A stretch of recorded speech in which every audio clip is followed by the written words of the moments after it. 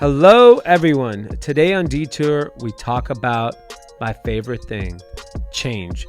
No, not the pennies and quarters in your pocket, but actually changing. I have this theory that you need to constantly evolve, constantly change as a person in your work life, in your friendship life, in your love life. And I've encountered a lot of great, young, talented people recently when it comes to work that need to or have embraced change and have seen a lot of positive impact because of that. So I just wanted to talk about it. I just felt like it was an interesting topic and a conversation. So tune in and hit me up what you think. I'd love to hear how you can apply this in your life. So on today's episode of DEETOUR, we don't have a guest, but I wanted to talk about something that I've been experiencing my whole life and recently encountering with a lot of interactions in business, and it is change. People have typically found it hard to embrace change, whether it be in their life personally, whether it be in their business life. And change is actually a good thing. And I want to use a few examples recently that have happened to me and some things that have happened in the past that have been kind of critical moments in my life. I'm going to talk about my business. So we started as a traditional apparel brand, 5'4".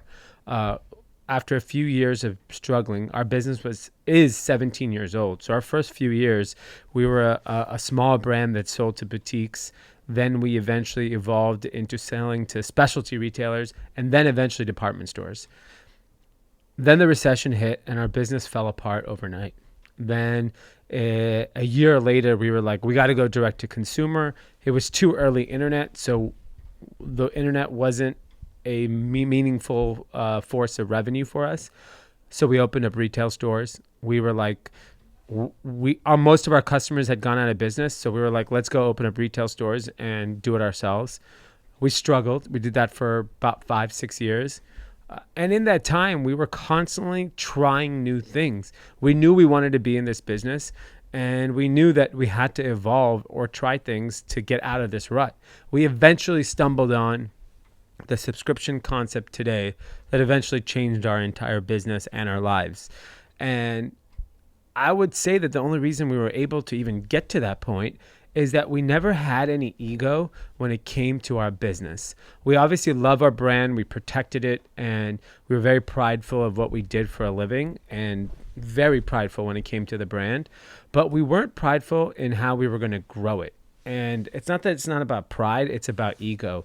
Sometimes we set out on a path and we feel that we're on the right path, and then things change. And macroeconomic things, recessions, wars, all these things happen, and your business could be impacted by it, and it has nothing to do with you or the way you executed it. It just didn't work.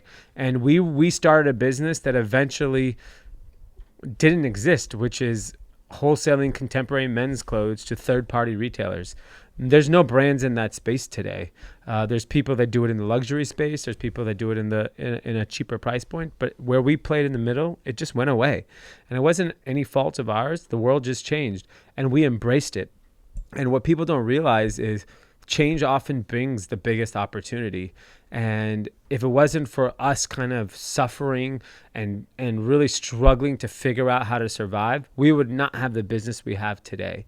And that truly changed our life because we built a business that now employs nearly 150 people and provided so many great opportunities to so many young designers. And that would have only happened because we embraced change. And even as recent as a year and a half, 2 years ago, when we scaled our business, we were a product of very cheap customer acquisition via Facebook and Instagram. And anyone who built their business in the era that I built my business will tell you the same exact thing. And if they don't tell you that, they're lying. The reality is Facebook and Instagram was so cheap to advertise on that all these web businesses scaled. And we really didn't build a true connection with our customer. And that was one of the challenges I had is that we built this huge business. We didn't have a direct relationship with our customer. And then all of a sudden we woke up one day and the cost to acquire a click, a customer went through the roof. It literally in a span of 12 months quadrupled for us. And we didn't have an answer to spend the money anywhere else. So we started thinking, what should we do? I didn't have an answer. And instead of, I kept trying. I tried television advertising. I tried podcast advertising. I tried influencers. I eventually stumbled on what I'm doing today, which is to build myself as the brand ambassador for Menlo Club and all of our brands, as the person that actually connects with the customer, and realizing that if I can make the first introduction to our brands be a piece of content that I create, that you'll have a personal relationship with me, and then you'll eventually become a customer of ours. I have full faith in our product, a full faith in the quality, the price point. I think what we do is extremely unique. But the reality is the customer has choice. And fortunately, we didn't have an ego when it came to Facebook and Instagram ads. I was the biggest supporter of buying Facebook and Instagram ads. We used to spend $1.5 million a month just on Facebook and Instagram. And then one day it just didn't work. And I said, bail on it. And we don't even spend a fraction of what we used to spend on that channel. And we're still here. We survived. We've found new ways to grow our business. And I think it's such an ego meets the mindset of change. And it's an easy thing to say because, yeah, something's not working. You should try something else. But when you're out there publicly saying something to your staff, to your peers, and all of a sudden it doesn't work, it's really hard to move on from it. And at every situation where we had to make a change, it hurt our egos. We were definitely hurt that we were wrong, but we also weren't hurt enough to damage our business and ruin our lives over it. And I think often in the last couple of days, I've had a lot of really talented young designers walk into my office, and they're talking to me about their business, on things they've done, things they're struggling with. And I often ask them, why don't you try this? Why don't you give this a shot? And I guess unless you're pushed to the limit, you never really adapt the concept of change. And I think it's really challenging for people that have not been through a hard time in their business to understand this concept. But if you've always struggled when it comes to your business, then maybe it's an easy thing to constantly keep changing. And for us, we don't have an ego when it comes to our business. So we'll constantly keep changing and evolving and know when we're tapped out of a certain way of doing things.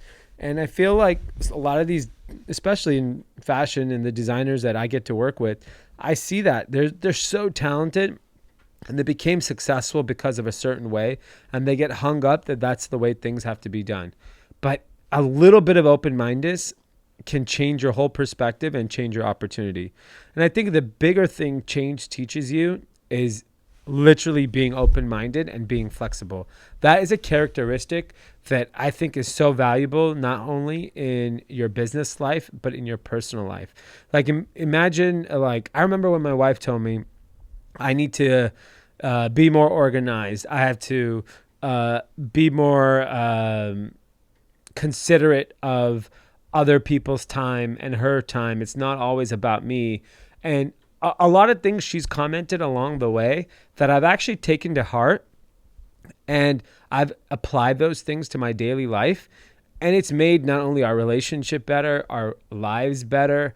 And sometimes I think guys struggle with this more, about being open-minded to what other people see about you. And it's okay who gives you that feedback. Sometimes people that don't even know you that well, that might be younger than you, give you that feedback. That doesn't mean they're incorrect or speaking out of line. So I would be open-minded and try to look for places to have that input from people, whether it be a loved one, a parent.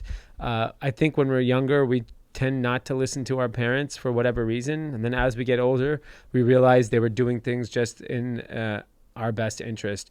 And I think the other cool thing about change is that as you go through life, you end up doing a lot of the same things, right? Whether it be your diet, whether it be where you travel to, the restaurants you eat, or how you do business, or how you pay people, or what resources you use. And change breaks up those routines and may end up actually exploring another opportunity because you have that change. So I think it just really dawned on me today because of so many conversations I'm having with people in different positions. So I have people that are in the early stages of their business that are struggling. I have big guys that are doing amazing things, that their business is completely on fire, and they're constantly thinking, okay, we know this is going to end. How do we anticipate this and find the next way to grow our business? I think it's an amazing thing to apply to all parts of our life. Like, I'm constantly changing the way I eat. I also want to be healthier as I get older. Like, I took on this challenge of having no sugar till I run the marathon. Simple things like that have already made me think I could actually probably do this for a longer term. It's a sustainable way of living for me. So I just wanted to talk about change. I hope you think about changing one simple thing in either your business or your personal life and see what impact that makes. And maybe if you don't think you don't need to change anything, ask someone else. Ask someone you work with. Ask a friend of yours, hey, what do you think would be interesting that I could change to improve my relationship with you, or perhaps improve my opportunity at work? I think those little things, and the mere fact that you took the time to ask that question, you're going to be a different person, because I actually have the ability to take feedback from anybody. I may not like it, but like, I'll listen to an 18-year-old kid tell me what I should or shouldn't do, and I'll actually apply it, because why not? Doesn't mean they're wrong because they're 18 years old. So take that to heart. Love to hear if any of you guys or girls take on this challenge and try to change something, because I'd love to see if it actually makes an impact the way it's constantly made an impact on my life.